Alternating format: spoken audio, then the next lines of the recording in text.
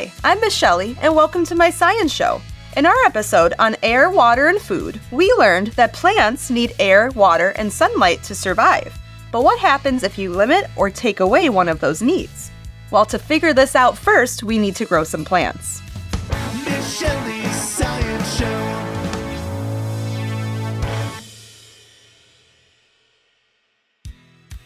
For this activity, you're going to need a piece of paper towel, a stapler, a plastic baggie, some beans like mung beans grow really well, and some water. But before we get started, let's pause and listen to our Ronnie's rule for this experiment. Ronnie's rule is to always ask an adult for help when using a stapler.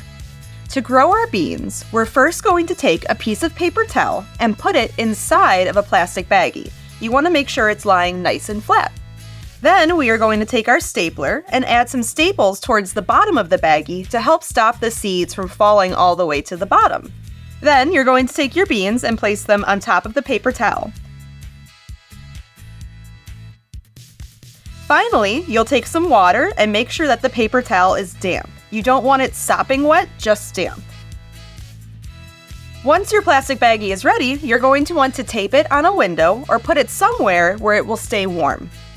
And now, we wait. Now after 4 to 5 days, your mung beans should look like this. Cameraman Dave and I decided to take away sunlight from our mung beans by putting the plastic baggie in a kitchen cabinet.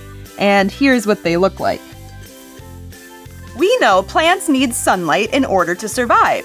Plants use sunlight to make their food, so these plants weren't able to make any food since they were in the darkness. And as you can see, they didn't survive, and now they're breaking down into brown goo. So why don't you give it a try?